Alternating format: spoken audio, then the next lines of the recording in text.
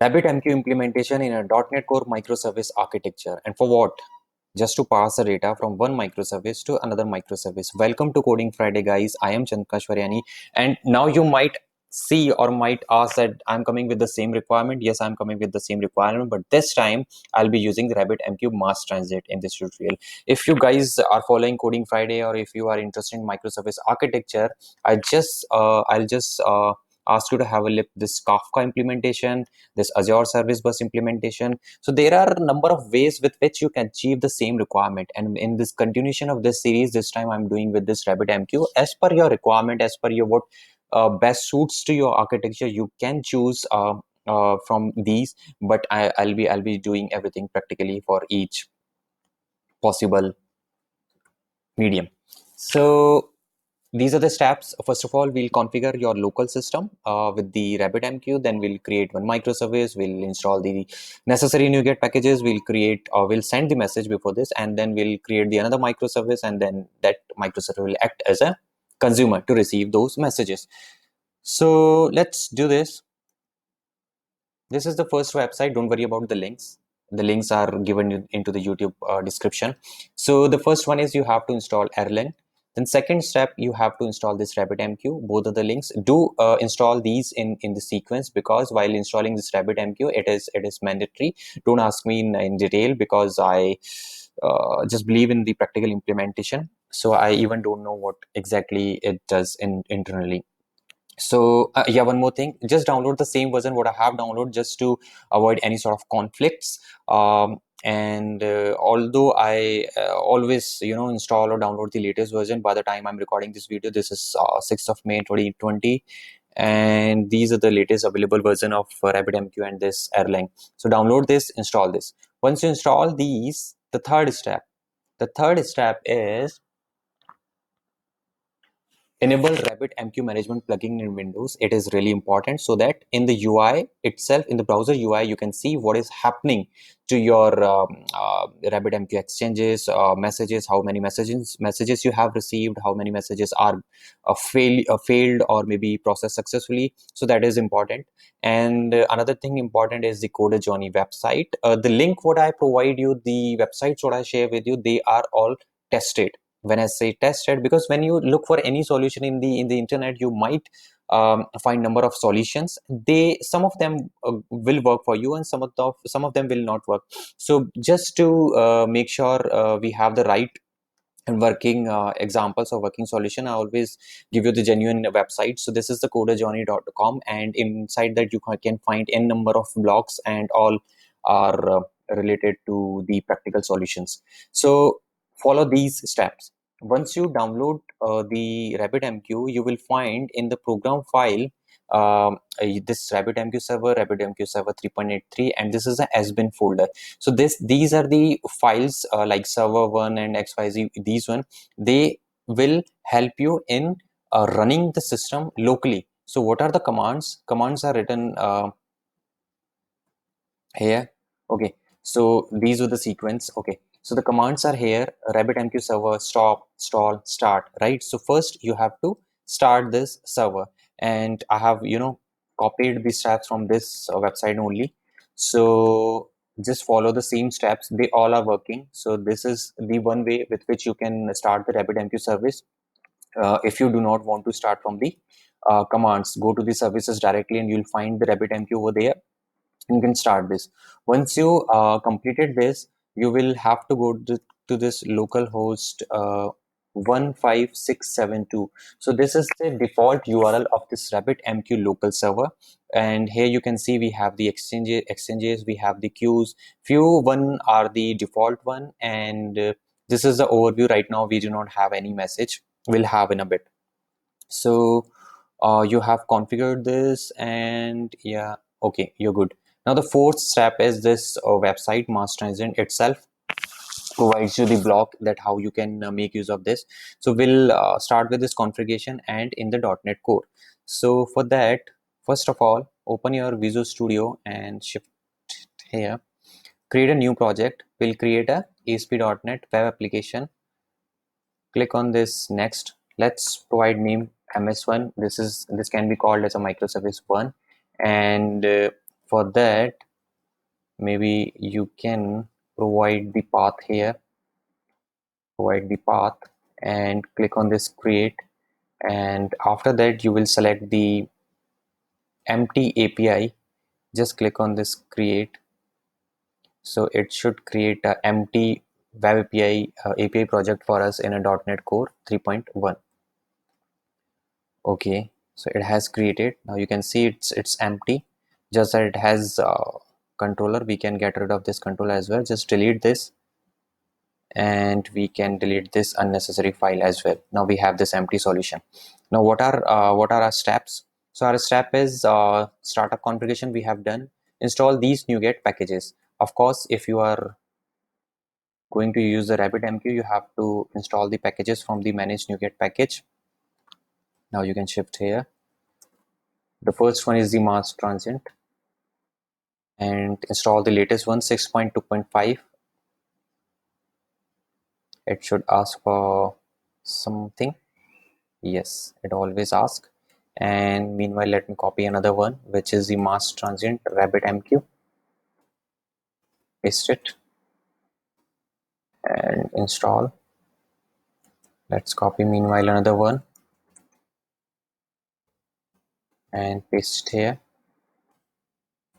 and install this one. So these are the three mandatory packages which are required in order to send the data and receive the data.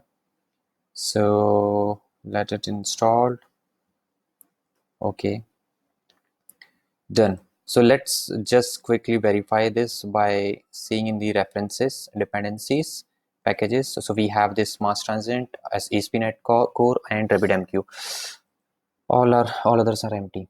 Now let's move to our steps. So create a model. Okay, so thereafter I'll create one fresh model. So this will act as a view model, maybe view model. And inside that I can create a class which is the order.cs, and I can name it view model. I can add just one property, maybe couple of properties, sorry. This is the order ID. This may be order name, or maybe product name, and maybe how many quantities you want. So this is your view model, and this is the data we'll pass. So the other one is create order controller. Okay, now let's create the order controller. Add new controller. We'll choose API controller, again the empty controller.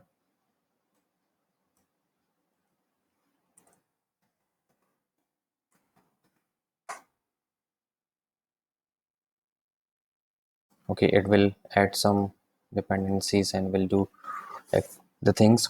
So we are actually taking the reference of this website, and it is shown all the steps here. We'll do one by one, and the controllers which we created, we already have. We will just take the reference from here just to save the time. It is just a simple one, and just to send the data. Okay, so let's see whether our control is created. Yes, it is created. So first thing is copy this HTTP post. Now this is the simplest one. If you have idea, we have the HTTP get, post, put, XYZ things, and let's give the reference of our view model which we just created using view models, and it needs this bus. Now what is this bus? This will come from this Masstransit. So it is loading the dependency of this bus and then creating the server RabbitMQ localhost. So this is the by default localhost, and this is your name of queue. It can be anything like order queue, right? So this is the queue where you will send the data when you are actually sending. And I'm just returning success as of now. So you can see this is pretty much simple. What is important here? The important part is the configuration of RabbitMQ in the startup file. So in the startup file, let's go to the website where we are taking the reference. So this is the configuration one, ASP.NET Core. So it is here. You can see that it is adding this Masstransit. Copy this one till here. Go to your startup file, and just before the add controllers, you can add it here. Now just press the control dot and bring the namespace.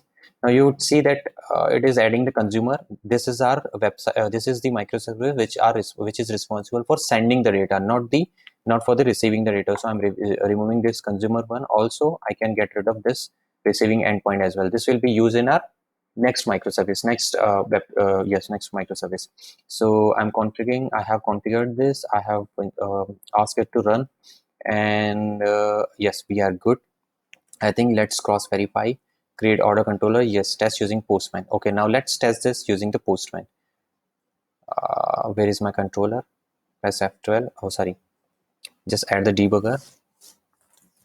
Now I'll create the three properties in the Postman, and here we are. I already have this. Just I'll change the URL. So this is running at 44390, and this is a post request, and in the body it is expecting three parameters: id, product name, and quantity. Id, product name, and quantity. Okay, so let me press the debugger here, and one more thing, just open your URL as well, this one. Now you would see that there is no messages, there are no exchanges. Yeah, there is no as such exchanges other than the default one.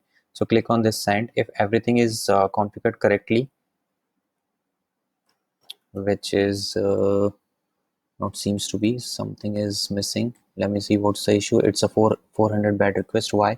Maybe the URL is incorrect. So the URL is API and then the controller name and then the HTTP post, API and then the controller. Yeah, it's fine. And maybe the URL is causing the issue. Oops, it's correct. Just a second. Click on this and what's missing? What's missing? Let me pause and we'll resume in a. Sorry, a silly mistake. You guys must have already noticed. So this is the integer, and this has to be the string one. I could have seen the error below because it is clearly indicating that the data I'm providing the string one and the property name is the integer. Anyway, so it should work now. 44390. Let it run. Okay, now it's running. Press send button, and after this we have the data. Let's verify. Yes, we have the data. Now this is the URL, and here we'll configure our bus at the startup. Now we are sending, and press F5. Now after this, if we just go back to the RabbitMQ, and you could see that order queue is now generated. This is the exchange is added. So that means we are at right path. Now let's open our notepad file once again. Okay, it is saying create another microservice, which is the microservice 2. So in the same solution, I'm going to add another project. This is another new ASP.NET Core application. Click on next, provide the MS2, which will act as our consumer. Again, create this empty one. And after that, you have to install the all three packages. So I can copy as it is just to save the time, or you can download from NuGet one by one and go here, edit project file, paste it here. Maybe we don't need this additional one. Just build this, rebuild this. It will install the packages. After that, you should see the packages. Okay, we have. What next? It is saying create model. Okay, so maybe again we can copy the model, and where actually, oh sorry about this, we remove this shortcut, copy this one, and come back to this microservice 2 and paste it here. So we have this view model, maybe order one, and after this let's open our notepad file.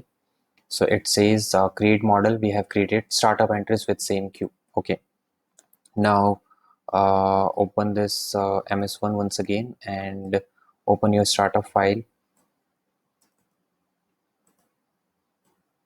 It is now becoming irritating a bit for me.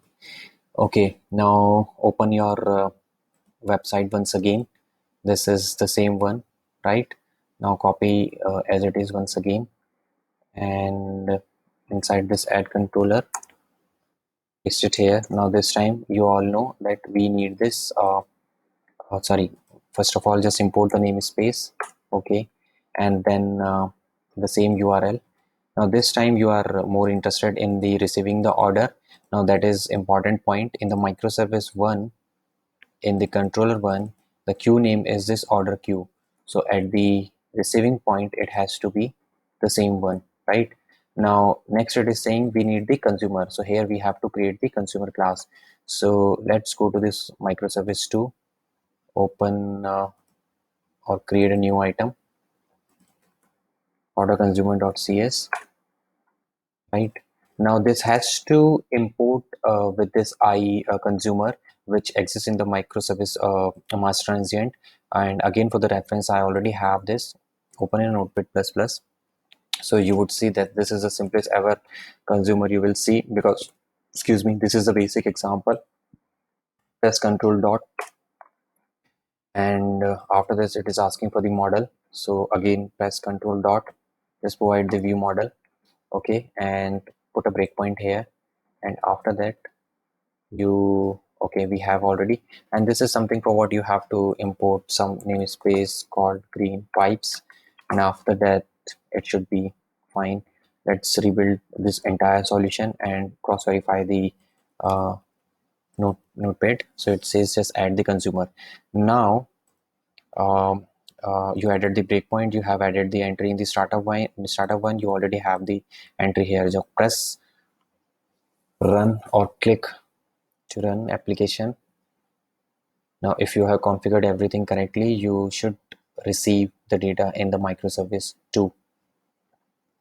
Okay, now it is running. Press send button, it is sending the data, and after that you should have the data, but unfortunately we don't see any. Okay, sorry, I missed a really important step. That means we have to run both the services at same time, because in real scenario your both the applications would be up and running. Okay, so now it is running.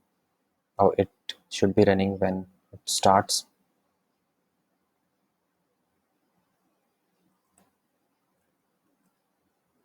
Okay, let's wait for a couple of seconds. 1 2 3 4 5. Okay, let's see. Click on this send button third time maybe, and we have the data.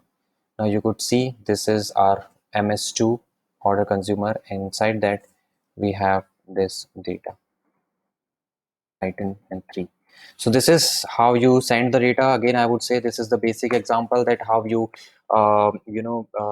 created the RabbitMQ at local one. You make use of Masstransit and sending the data, but there are so many ways with which you can achieve the same requirement. Even one of them I told you, the Kafka one, I told you the Azure Service Bus, I just explained you Masstransit one, but that's a basic. I'll cover lots of things to demonstrate what is the difference between the Masstransit and the RabbitMQ, because people's or many of the people's or developers are using RabbitMQ without Masstransit as well.